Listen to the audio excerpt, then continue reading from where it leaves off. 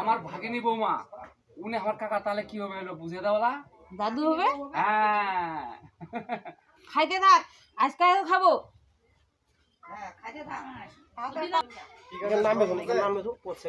তোমার টাকা আছে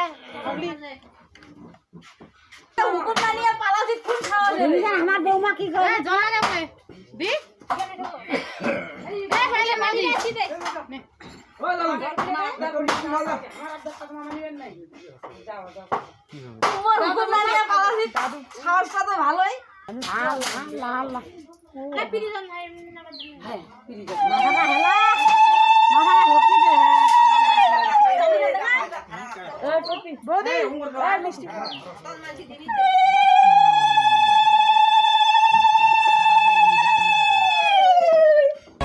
আরে হাটের চেনা পথের চেনা